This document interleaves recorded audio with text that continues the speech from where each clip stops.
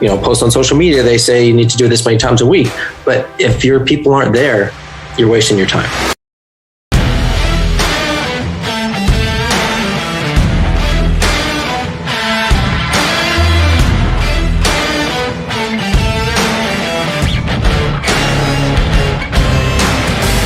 What's shaking? Welcome back to All In. I'm your host, Rick Jordan. And everybody has a website these days, right? Even like a 6-year-old kid has a website. And I think everyone needs to understand that not all websites are good. And in this day and age, you need to have a good website, even if you're that 6-year-old kid with a lemonade stand. Okay, so today, you're going to want to share this episode with at least 3 people because you're going to learn a lot, get a lot of info on how to increase your online presence in the right way so you don't look stupid. Because my guest today is on a mission to rid the world of terrible websites. He's a jack of all trades, master of none. We're going to ask him about that. It's an interesting way to bill yourself. But you know what? His quote is, "So don't let your website be just another crew cut.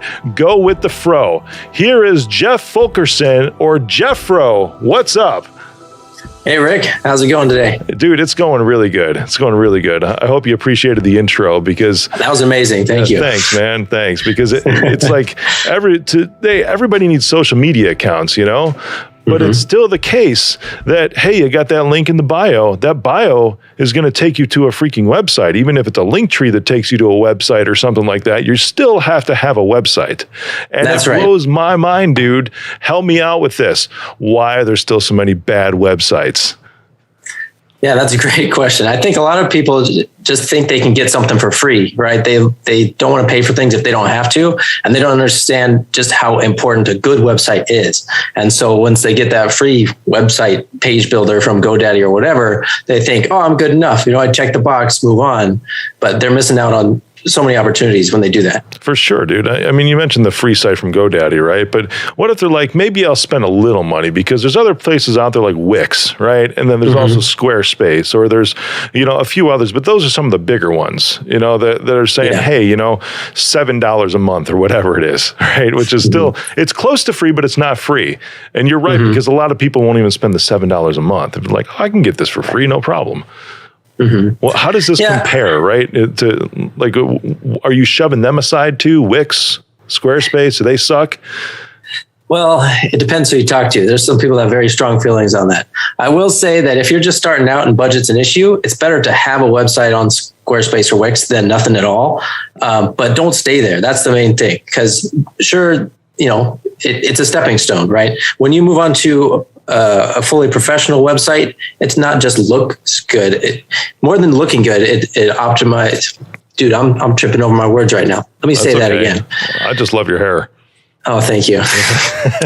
By the way, it's Frobro Web Technologies. That's where Jeff is from. Jeff Rowe. That's right. Frobro Web Technologies. Yes, the tongue twister.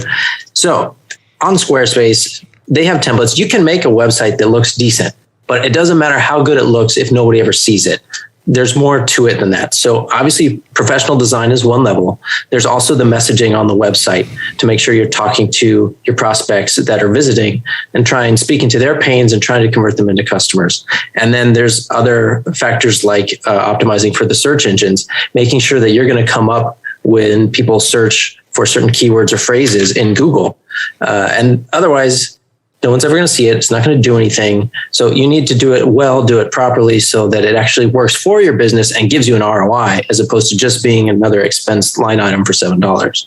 Yeah, let's dumb this down a little bit too. Yeah, because it makes perfect sense, because it's not just a matter of throwing up some images, right, is what you're saying, or even having good copy. And for those who don't know marketing speak, copy is literally the text that's on the page, right? The words.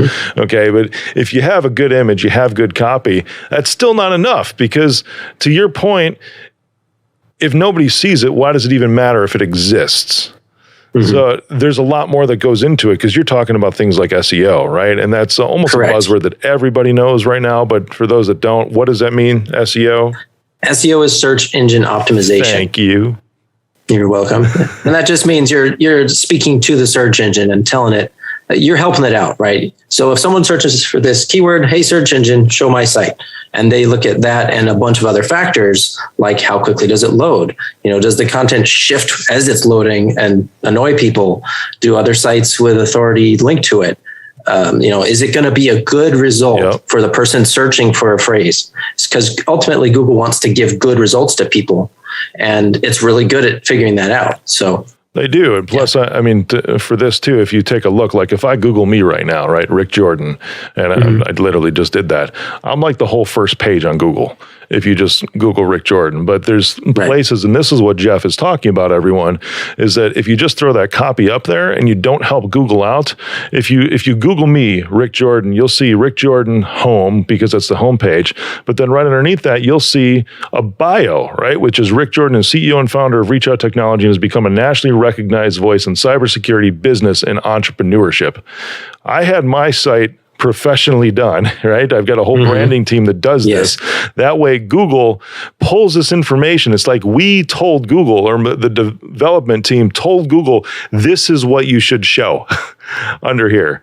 And you've probably seen this too, right, man? You've seen sites that are just like the title, right? With no text underneath it, and they're missing out on that real estate just because they decided to use Squarespace or Wix or something like that. Right, just because you don't know what you don't know. I've seen thousands of websites that all say home in the title bar, right? That doesn't tell Google anything. So if I'm searching for a home, I don't want some guy's blog. I want a residence to live in, right? So I wouldn't search for Rick Jordan if I've never heard of you. Branded keywords like that. Okay, don't pay someone to make you rank for your own name. Yep, you got it. You want to pay someone to help you rank for cybersecurity expert. And then, okay, Rick Jordan's there, whatever it happens to be. See, because that's how people search to find things that they don't know about. Yep, I like that. I'm looking to see if I come up with that way right now. I know people are paying for Rick Jordan cybersecurity now as a Google AdWords, which is pretty cool. They're using my name to try to drive traffic to their site. That's pretty fun. But so you've made it. Yeah, I guess. I guess so. That was brought to me by one of my board members a little bit ago. But it was such an interesting moment. I'm like, really? People are doing this? And it's like, oh yeah, it's going to software companies. Okay. Now I understand why that is. Yeah, just because I do global media and everything. But that's part of it too, because SEO is so important in the development of this, because Google tracks even where that traffic is coming from to make sure the content on that page matches the previous site that's linked to it to help it rank higher, correct? Yeah, they're trying to categorize all of that. As much information as they can, they look at every possible piece of information to decide, okay, where should I rank this site? When should I show it? Yeah. Let's talk a little entrepreneurship here, man, because Frobro Web Technologies started as a side hustle too, right? Is that correct? It did, yes. Dude, how did it end up where it's at today, and why did you even start it to begin with? Let's start there. Let's take back in time, a little trip here. Sounds good. Well, I've always been building websites. I loved computers and technology since I was young, making stuff in high school. Built my first computer, built websites for people back then, just hand coding HTML and whatnot. Over the years, I got better at it. And, some people asked me to make websites, and then I kind of did. And so at a certain point, I was like, hey, this is kind of more fun than some of my other day job stuff. So I kept it there as a side hustle, but I really had the opportunity to, grow it a little bit over the past couple of years. I've been at home more and looking for more flexible work schedules. And so since it's my own thing, I can work on it whenever I want, however I want. And so I've just been working on building it up. That's cool, man. So your whole reason for getting into this is you found something. I like this too, because this is kind of the same thing, right? You find Mike Rowe. You remember Dirty Jobs, Mike Rowe? Yes, of course. Right? There's a quote from him, and I'm probably going to botch it up a little bit here, but it was pretty awesome, because it's like, why do you love so much what you do? And he's like, it's not that I started that way, right? I found something that I was good at. Then I learned to love it. And then I got rich. That's like the progression of that right there is that, he found that's a good start. Find something that you're really good at, because odds are, if you're really good at it, you probably have an interest in that, at least some aspect or another, but dude, I used to get, and this is a little secret, right? For everybody, I don't think I've ever said this publicly. There was a time to where I got really, really, really, really, really, really, really bored with IT work and cybersecurity, because I'm like, this is stupid. It's just the problems and and all this other stuff. But it took me, because I was good at it. And that's really the reason I got into it to begin with, man. And then I heard Mike speak at a conference, and then I met him there too. And I was asking him about this, and he helped shift my mindset in this to say, you know what, why don't you just find a way to love it? So I started looking beyond the tech and what was going on every single day. And I started looking at the people that were using the tech and seeing how that was impacting their lives. Because a website in and of itself, let's be straight up, it's freaking words on a screen, right? Or you look behind the curtain and it's code. Woo! It's not so much what it is, it's what it can do for you, which is the power. Right. Yeah. And there's so many small businesses and medium businesses that just are out there doing a good job for their customers that don't have a good website. And so people don't know them, or they don't get the recognition that they deserve. Right. And so that's one of the things that I like doing, is helping those companies get a professional presence that gives a great first impression online, so that customers see that and say, yes, I want to work with that guy.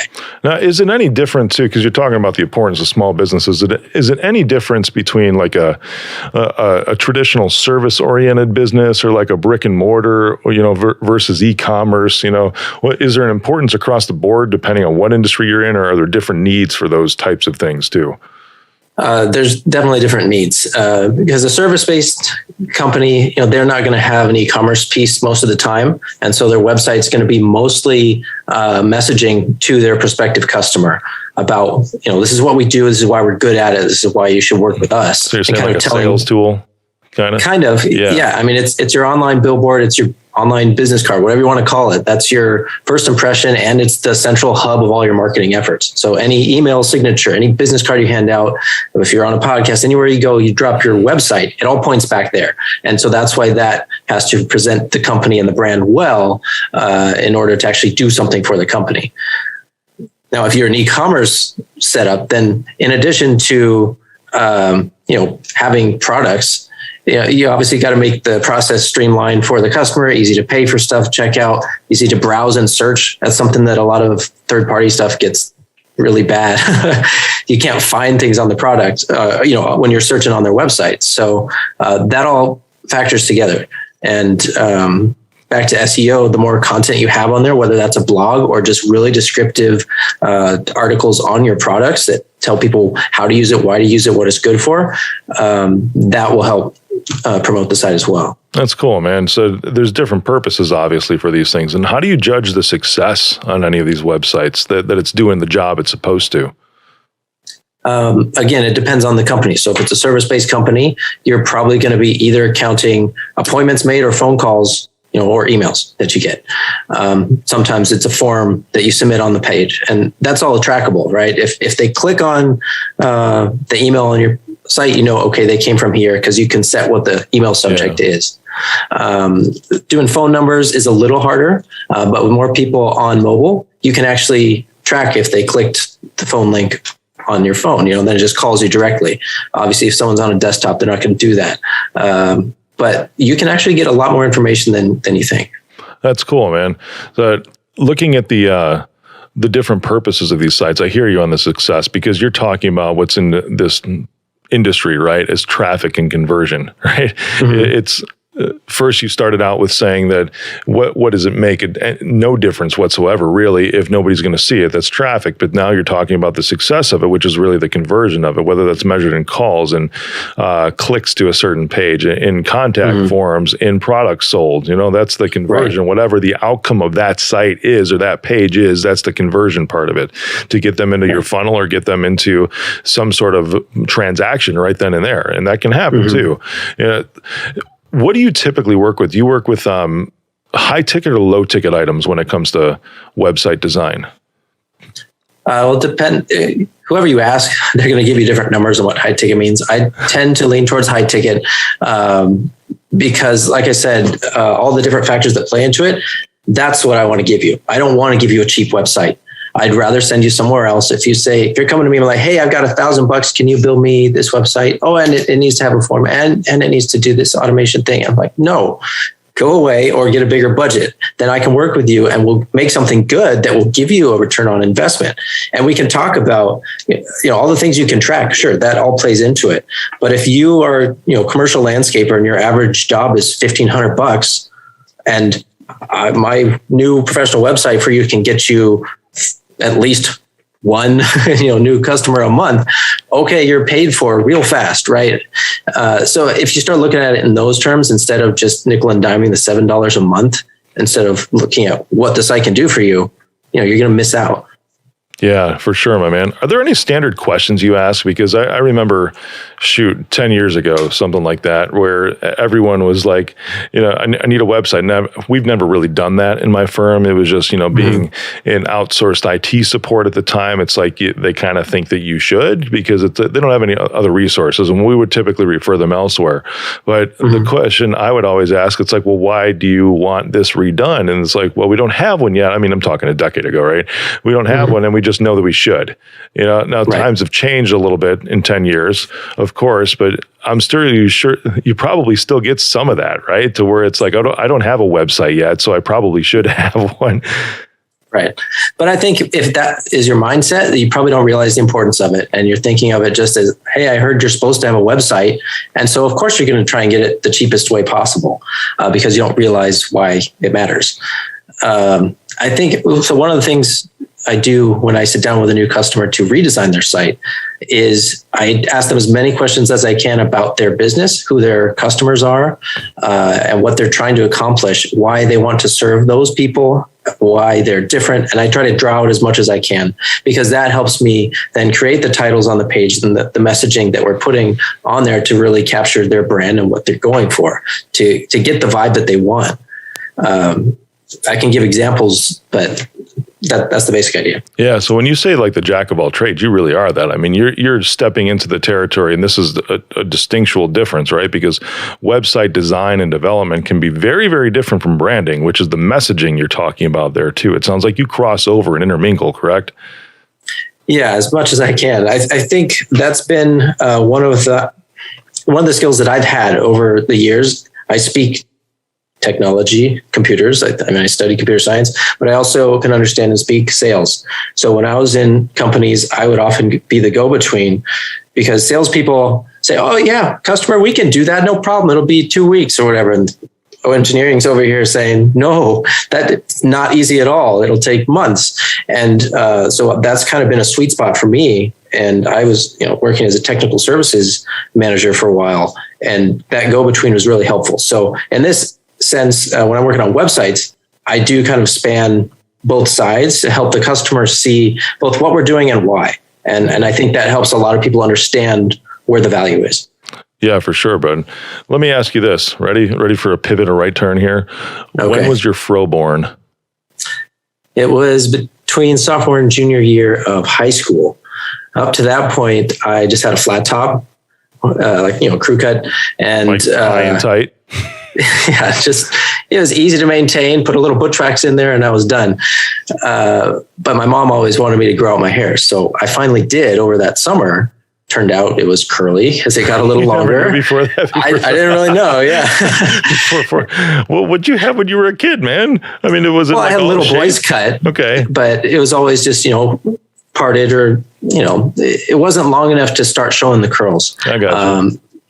And so then once I grew it out, hey, I had a fro. So I decided to try it and people liked it and people noticed it. And I quickly realized that, hey, this sets me apart and makes me different, makes me stand out. People in the halls in high school would reach out and touch it as I'm walking by. I'm like, I don't know who you are, but okay. And so now I can draw that parallel to websites because a good website is like a fro. It makes you stand out. You're different. It captures attention, right? It sets you apart. So for sure, fro bro. That's the whole really idea. Wanted to run their fingers through that thing too, right, man? Yes, they did. Why do you think that is? Just because it's a freaking good head of hair, or just because it's different, unique, whatever? Probably all of that, and maybe because it just looked soft and I don't know. Girls like soft, fluffy things. There's a big fluffy fro. I was at the beach one time walking on the boardwalk. 2 girls on bikes go in the opposite direction. One of them almost crashes her bike trying to reach out and touch it as she rode by. Like, I don't know who these people are.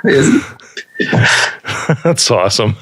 Is that a thing when you meet new clients now too, or prospects? It's like you just got to touch it one time. Come on. I can start incorporating that into the meetings. So. If you should really, if you sign this deal today, right? Yeah, this is the urgency piece of your offer. If you sign this deal today, right up there, you're going to get to touch my hair. And math class, girl behind me would like hide markers and things in it. Could you still feel that? Yes, I did. Okay, I was going to say. And we took a big left turn. But yes. All right. Let's get back on track. But it's okay. At least you have something to take notes with later on, right? Exactly. Yeah. So with the websites, man, back on track, right? With how does this compare to social media in the need between, is there one that's more worthy of attention these days than the other? Again, I'll say it depends on the company because it depends where your customers are. If you're targeting maybe a younger demographic that is on social media, absolutely, you should be on there posting with hashtags that they follow.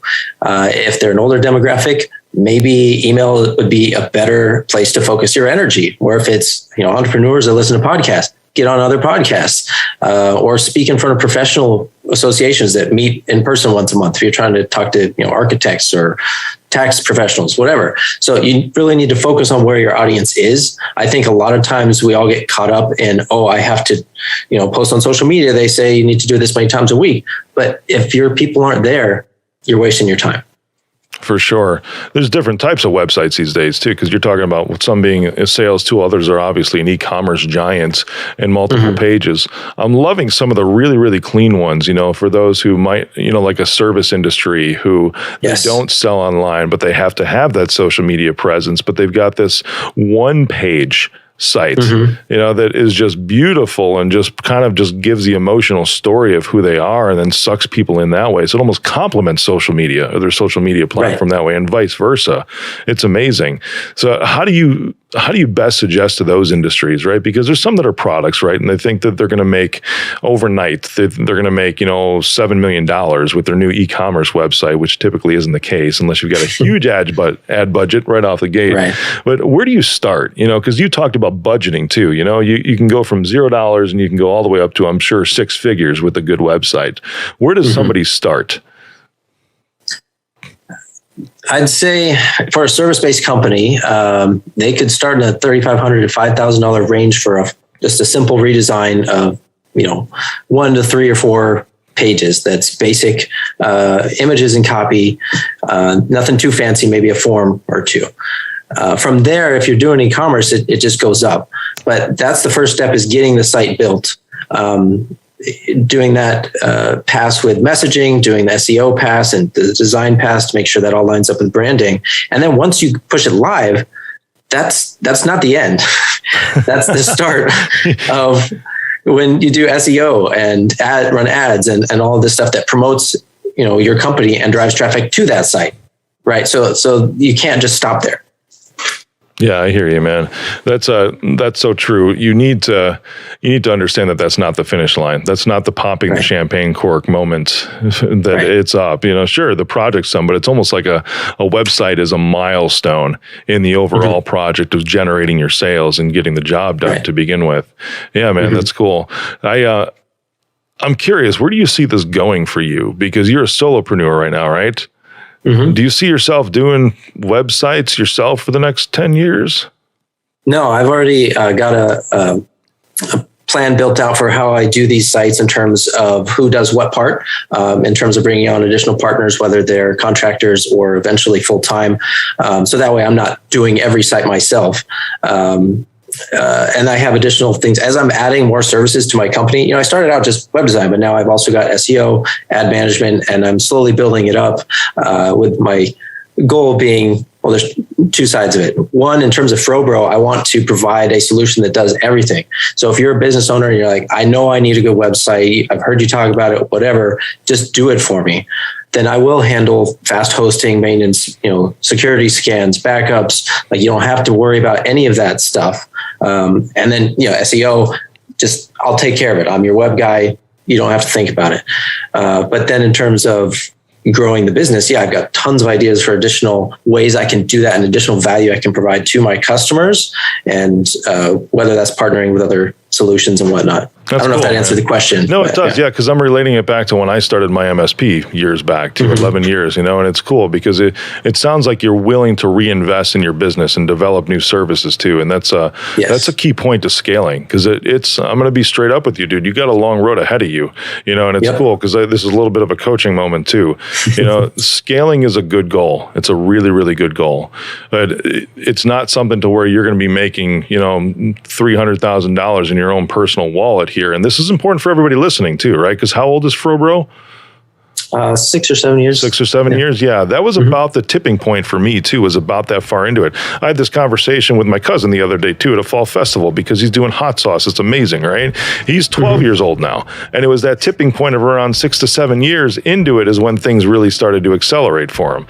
So you're right there, and I'm excited for you, because you're starting to build out these other services. You're starting to get more clients. You're starting to put other people in place to do the work for you, because as an owner, as a business owner, that's your first step, is letting go and have other people actually do the work, so you can focus almost completely on growth in that, because it's cool. You already know how to do the work, which is awesome. Exactly. Because now you can put people in place to do that work for you and do it your way too.